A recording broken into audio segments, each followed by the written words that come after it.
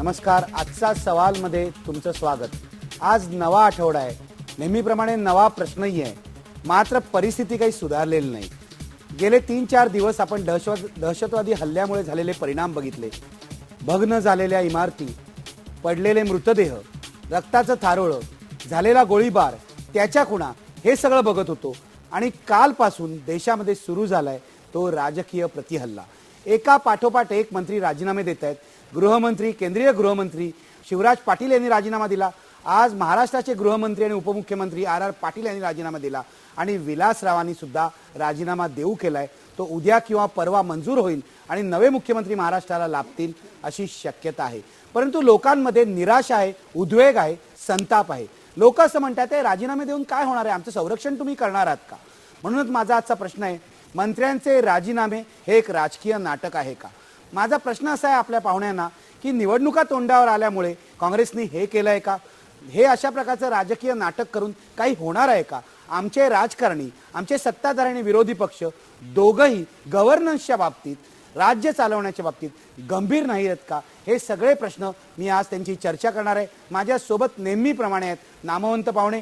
माझ्यासोबत माझ्या स्टुडिओमध्ये आहेत महाराष्ट्र प्रदेश काँग्रेस कमिटीचे उपाध्यक्ष हुसेन दलवाई. हुसेन दलवाई माजी मंत्री आहेत, सरकारमध्येही होते, त्यामुळे ते आपल्या पक्षाची बाजू मांडतील किंवा पक्षाच्या बाहेर सुद्धा जाऊन त्यांनी बोलावं अशी माझी इच्छा आहे. माझ्यासोबत पुण्याहून आहेत दैनिक लोकमतचे संपादक अनंत दीक्षित, ज्येष्ठ पत्रकार. गेले अनेक दिवस या सगळ्या घटनांवर ते लक्ष ठेवून आहेत. माझ्यासोबत येणार आहेत नितीन गडकरी, भारतीय जनता पक्षाचे प्रदेशाध्यक्ष, आणि माझ्यासोबत आमच्या अंधेरी स्टुडिओतून आहेत सुप्रसिद्ध निर्माता दिग्दर्शक अशोक पंडित, जे एक ॲक्टिव्हिस्ट सुद्धा आहेत. त्यांनी अनेक प्रश्नांवर मुंबईमध्ये पुढाकार सुद्धा घेतलाय. मी चर्चा सुरू करतो. अनंत दीक्षित, आज तुमच्यापासून.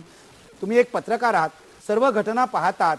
दहशतवादी हल्ल्यानंतर झालेला हा राजकीय प्रतिहल्ला, राजकीय घटना तुम्ही सगळ्या पाहतात. काय म्हणणं आहे तुमचं?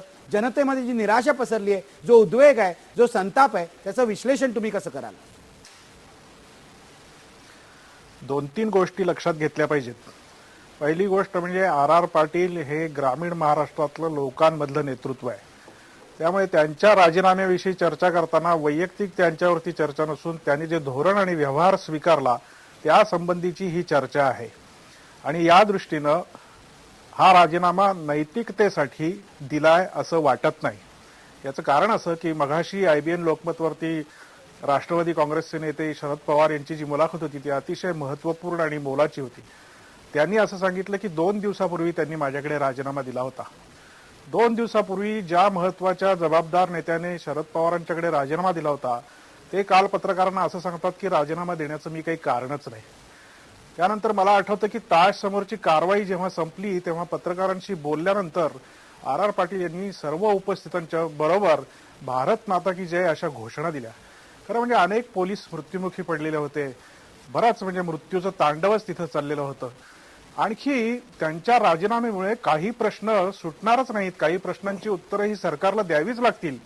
पहिली गोष्ट म्हणजे करकरे, कामटे आणि साळसकर यांच्यासारखे अतिशय तडफदार किंवा जिगरबाज अधिकारी जे आहेत त्यांचा मृत्यू ही फार चटका लावणारी गोष्ट आहे. मला तर असं वाटतं की हा काही प्रमाणात धोरणात्मक बेजबाबदारपणा आहे. जेव्हा युद्ध सुरू होतं तेव्हा एकदम आघाडीवरती नायकाला पाठवायचं नसतं. आणि हे कसं पाठवलं गेलं आणि त्यांचे तिघांचे मृतदेह जवळपास अर्धा तास पडून होते असं वाहिन्यांवरती सांगितलं जातंय, वर्तमानपत्रामध्ये छापून येत आहे. तेव्हा याच्या पाठीमागे काय स्ट्रॅटेजी होती, काय धोरण होतं गृह मंत्रालयाचं, याची चर्चा झाली पाहिजे. किंबहुना ताजसह सर्व ठिकाणी जी पोलीस आणि प्रशासकीय कारवाई झाली त्याची अत्यंत स्पष्टपणानं न्यायालयीन चौकशी झाली पाहिजे. कारण प्रशासनातले अधिकारी जे आहेत त्यांनी कसे निर्णय घेतले, काय निर्णय घेतले. कारण सप्टेंबरमध्ये असं वृत्त आलेलं होतं की ताजवरती अतिरेक्यांचा हल्ला होणार आहे आणि रतन टाटा यांनी सुद्धा असं सांगितलं की याची आम्हाला कल्पना होती. त्यानंतर 12 नोव्हेंबरला IB आणि रॉ या दोघांनी असा अहवाल दिला. रॉनी तर कराची मधल्या लष्कर ए तैयबाच्या प्रमुखाचं आणि भारतातल्या लष्कर ए तैयबाच्या प्रमुखाचं बोलणं इंटरसेप्ट केलं आणि ते राष्ट्रीय सुरक्षा मंडळाला कळवलं, महाराष्ट्राला कळवलं. 1993 मध्ये जेव्हा दंगल झाली त्यावेळेला मुंबईचा समुद्र किनारा सुरक्षित कसा करायचा याच्या संदर्भात योजना आखली गेली. गेली 15 वर्ष एक कणभर सुद्धा याच्या बाबतीत आपण पुढे पडलेलं नाही. 950 कोटी रुपये मॉडर्नायझेशन दिले, त्याचं काय काय झालं हे जे वृत्तपत्रातून माध्यमांमधून येत आहे ते पाहिल्यानंतर काय प्रकारचं धोरण हे अवलंबत होते हे कळायला मार्ग नाही. राज्याचे पोलीस महासंचालक किंवा तत्सम अधिकाऱ्यांच्या संदर्भात न्यायालयानं आणि कॅग सारख्या यंत्रणेनं जोरदार तडाखे राज्य शासनाला दिले, राज्य प्रशासनाला दिले आणि पोलिसांचं मनोधैर्य मुख्य म्हणजे या सगळ्या दीक्षित गोष्टींमध्ये माफ करा, मी खच्ची तुम्हाला झालेलं आहे. रोखतोय, ते खूप मोलाचं तुम्ही बोलताय, पण एक मिनिट मला एक छोटा प्रश्न तुम्हाला विचारायचा आहे, मग मी पुन्हा तुमच्याकडे चर्चेत येईल.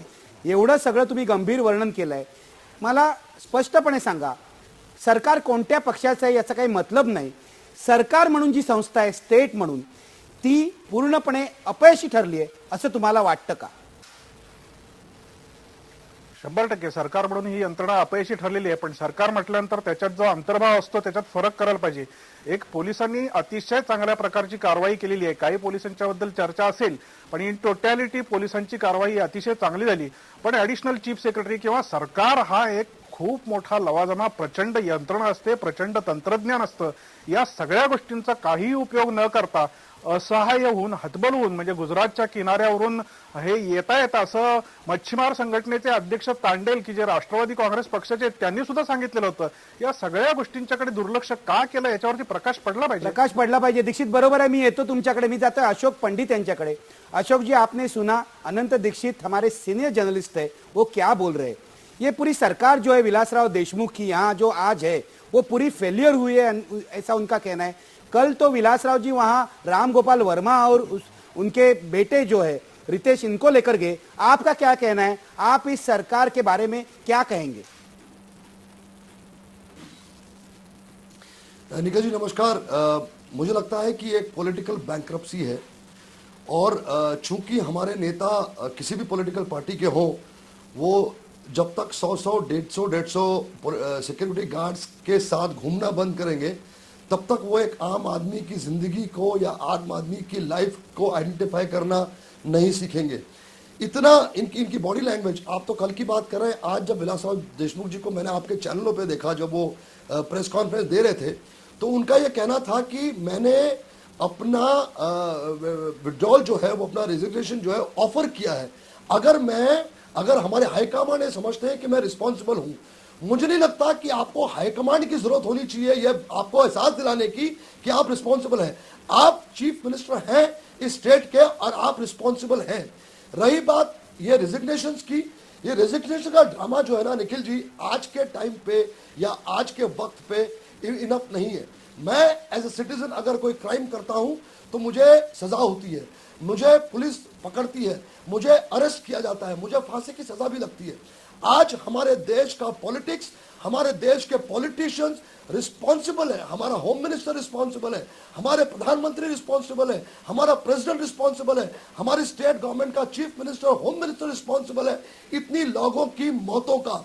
तो आप इनको जब तक सजा नहीं देंगे, कोई सजा तो होनी चाहिए ना इनके लिए, क्योंकि ये रिस्पॉन्सिबल है, ये इनका फेलियर है. जब तक आप इनको सजा नहीं देंगे तब तक कुछ नहीं होगा. अशोक जी मेरे साथ काँग्रेस के वरिष्ठ नेता है हुसेन दलवाई. राग तुम्ही बघताय दिवसभर आमच्या चॅनलवरून, महाराष्ट्रभरातले लोक अत्यंत संतापाने तुमच्या सरकारला शिव्या दिल्यात.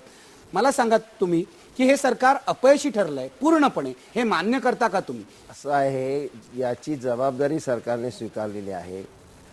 घडलेली घटना इतकी जबरदस्त आहे. सुरुवातीला त्याचा आकलन पोलिसांनाही झालं नाही, जनतेलाही झालं नाही आणि खरं म्हणजे पत्रकारांनाही त्यावेळेला झालं नाही. त्याचं आकलन व्हायलाच बराच उशीर झाला. करकरेंसारखे अतिशय निष्ठावान काम करणारे कार्यरत अधिकारी यांच्या निष्ठेबद्दल कधीही कुणी शंका घेतल्या नाही. म्हणजे भाजप वगैरेने घेतला ते सोडा, परंतु त्यांच्यासारखा माणूस एकदम त्याच्यामध्ये घुसणं हे सुद्धा किती. नाही, हे सगळं बरोबर आहे. मला प्रश्न थेट विचारायचा आहे, मुख्यमंत्री म्हणून, म्हणजे या राज्याचे नेते म्हणून, मुख्यमंत्री म्हणून विलासरावांनी आपली कामगिरी अजिबात केली नाही. त्यांनी जनतेचा विश्वासघात केला. अशोक पंडित असं म्हणाले ते मृत्यूचे सौदागर आहेत. हे तुम्हाला पटतंय का? हुसेन दलवाई, तुम्ही एक, मला असं माहिती आहे की तुम्ही एक सामाजिक भान असलेले नेते आहात. मला सांगा, जनतेपुढे आता काँग्रेसला आपल्या चुका कबूल करायला नको आहेत का? नाहीतर 1985 साली जे जातं शिखांच्या हत्याकांडाबाबत तेच आज पुन्हा होईल आणि काँग्रेसला ही चूक भोवेल असं तुम्हाला वाटत नाहीये? असं आहे, काँग्रेस पक्षाच्या नेतृत्वानं याची जबाबदारी स्वीकारली, याचा अर्थ चुका काही घडलेल्या आहेत हे मान्य केलं आणि म्हणूनच शिवराजजींच्या सारख्या माणसाने स्वतःहून राजीनामा दिला. मुख्यमंत्र्यांना कोणी सांगितलेलं नाही राजीनामा द्या म्हणून. आमच्याकडे पद्धत असे काँग्रेसमध्ये राजीनामा हा श्रेष्ठींकडे दिला जातो आणि तसं श्रेष्ठींच्याकडे राजीनामा नाही, पण त्या दलवाई, मला संबंधात सांगा, ही अपवादात्मक परिस्थिती होय. आहे. या अशा मुख्यमंत्र्यांची जो सक्षम नाही त्याची हकालपट्टी करण्याचं धैर्य तुमच्या श्रेष्ठींनी का दाखवलं नाही? असा एक हकालपट्टी हा शब्द वापरण्याची गरजच नाही. त्यांनी स्वतःच जर मी राजीनामा देतो त्याची जबाबदारी स्वीकारतो असं ते स्वतःच म्हणतात, मग हकालपट्टी करण्याचा काय प्रश्न आहे? मला असं वाटतं की या संबंधामध्ये जबाबदारी स्वीकारली म्हणजे पंतप्रधान सुद्धा जबाबदारी स्वीकारतात. ते स्वतः इथे आले, मिटिंग घेतली. या सगळ्या ज्या घटना घडतायत अलीकडच्या काळामध्ये ही एक मोठी घटना आहे, तुम्ही मान्य केलं पाहिजे. असं या आधी संसदेवर हल्ला झाला, या तऱ्हेची चर्चा झाली नाही, कुणी त्याची जबाबदारी स्वीकारली नाही. असं काय त्यावेळेला अडवाणी म्हणाले नाही की मी राजीनामा देतो. ज्यांनी कसलीच जबाबदारी कधी स्वीकारलेली नाही त्यांनी याबद्दल बोलणं बरोबर नाही. पण एका अर्थानं जनतेचा राग जो आहे हा समोर आला आणि तो काँग्रेस पक्ष हा संवेदनशील असल्यामुळं त्यांनी या जनतेच्या रागाच्या संबंधामध्ये काही पावलं उचललेली आहेत, हे मान्य करावं लागेल. मी जातोय अनंत दीक्षितांकडे. दीक्षित, मला सांगा, हे तुम्हाला पटतंय का हुसेन दलवाई जे काय म्हणतायत? कारण आम्ही आज लोकांच्या प्रतिक्रिया घेतल्या. लोक असं म्हणत होते की हे राजीनामा जे आहे ते सुद्धा फार उशीर झालेला आहे आणि उशिरा हे केलेलं कृत्य यांनी काही होणार नाही. आणि दुसरी गोष्ट म्हणजे लोकांचा असा आरोपही होता की निवडणुका तोंडावर आल्यामुळे काँग्रेसला हे करणं भाग पडलंय. तुम्हाला काय वाटतं? कसं आहे की शिवराज पाटील यांच्यासारख्या नेत्यांनी राजीनामा दिला असं जेव्हा विधान दलवाई सारखे लोक करतात त्यांना त्याशिवाय कुठलाही पर्याय नव्हता, पहिली गोष्ट म्हणजे. आणि काँग्रेसमध्ये ही पद्धत आहे की हायकमांडकडे राजीनामा द्यायचा आणि नीतिमत्तेची जबाबदारी स्वीकारल्याचं सांगायचं. पण राष्ट्रवादी काँग्रेसमध्ये सुद्धा या प्रकारची चर्चा होत होती आणि याच्यातून एक अर्थ सूचित होता की ज्या वाटेने भाजप गेला त्या वाटेने आम्ही गेलो तर बिघडलं काय? हे मुळात राजकीय दृष्ट्या अत्यंत चुकीचं आहे. जर भाजपची वाट चुकीची होती तर तुम्ही त्या वाटेनं जायला नको पाहिजे होतं. दुसरी महत्वाची गोष्ट म्हणजे आता त्यातून उभं राहण्याची जास्त गरज असताना ही राजकीय पडझड जी सुरू केलेली आहे त्याच्यामुळे प्रश्न मिटतील असं नाही. फक्त फेस सेव्हिंग ज्याला म्हणतात, लोकांच्या पुढे जाऊन की आम्ही काहीतरी केलेलं आहे एवढ्यापुरता याचा उपयोग होईल. संपूर्ण यंत्रणेची पुनर्रचना करणं, कायद्याची पुनर्रचना करणं, मुंबईतल्या माणसाचं जीवन सुरक्षित करणं, देशाच्या सुरक्षिततेसंदर्भात विचार करणं, या दृष्टीनं काहीही घडताना दिसत नाही. ज्या यंत्रणांची घोषणा होते त्याचे निर्णय पूर्वीच्या मंत्रिमंडळात झालेले होते. त्यामुळे नव्यानं काही प्रभावी उपाययोजना केली जाते आणि लोकांचा विश्वास संपादन केला जातोय. लोकांच्या मध्ये नेते जातायत, बोलतायत आणि काय परिस्थिती समजून घेतात असं दृश्य कुठेही दिसत नाही. त्यामुळे लोकांची निराशा आहे आणि लोकक्षोभ जो असतो तो फार महत्वाचा असतो. काय असं तो शून्यातून येत नाही. शेवटी माणसं त्यांची गेलेली असतात, सर्वसामान्य माणसं गेलेली आहेत, कामगार गेलेले आहेत, कष्टकरी गेलेले आहेत, रुग्णालयातले लोक गेलेले आहेत आणि सामान्य कॉन्स्टेबल गेलेले आहेत, शिंदेसारखे लोक त्याच्यामध्ये गेलेले आहेत. या सगळ्यांना आपण काय सांगणार आहोत की आम्हालाही संवेदना आहे, आम्हालाही सहानुभूती आहे, याच्यातून हे नुकसान भरून येणार नाही. अत्यंत कडकपणानं राष्ट्रीय पातळीवरती पाकिस्तानच्या संदर्भात स्पष्ट धोरण स्वीकारणं, ज्या अतिरेक्यांना पकडलेलं आहे, एका अतिरेक्याला पकडलेलं आहे त्याच्याकडून जी काही माहिती मिळेल त्या जोरावर आपण पाकिस्तानशी स्पष्टपणानं ठामपणानं वाटाघाटी करणं. कारण पाकिस्तान जी एक गोष्ट सांगताय त्याच्यामध्ये थोडंसं तथ्य आहे की दहशतवाद हा सगळ्यांचा शत्रू आहे, परंतु पाकिस्तानच्या भूमीवरती या सगळ्यांना ट्रेनिंग मिळतं आणि ते इथपर्यंत येतात. या गोष्टीला सरकार म्हणून राजकीय इच्छाशक्ती सकट काही प्रभावी उपाययोजना होते असं कुठं दिसत नाही. त्यामुळे लोक निराशेत, लोक संतापलेले आहेत असं मला वाटतं. अगदी अगदी ही आपण चर्चा चालू ठेवूया. मला इथे एक आठवण द्यायची आहे. आज शरद पवारांची मुलाखत IBN लोकमतनी दाखवली आणि त्यांनी स्पष्टपणे सांगितलं की लोकांच्या मनातला राग जो आहे तो रास्त आहे, लोकांना विश्वास देण्याची गरज आहे. मला आठवण द्यायची, 1993 साली जेव्हा बॉम्बस्फोट झाले तेव्हा शरद पवार स्वतः उभे राहिले होते आणि त्यांनी हे शहर उभं केलं होतं. आज आमच्याकडे असा नेता दिसत नाही. ब्रेकवर जाण्यापूर्वी मी पुन्हा प्रश्न घेतो आपला. सकाळपासून मी तुम्हाला विचारलाय, मंत्र्यांचे राजीनामे हे एक राजकीय नाटक आहे का? तुम्ही पडद्यावर बघू शकता प्रेक्षक काय म्हणतायत. होय म्हणतायत 98% लोक. काय या सरकारविषयी, मंत्र्यांविषयी मत आहे लोकांचं हे यातून प्रतिबिंबित होतंय.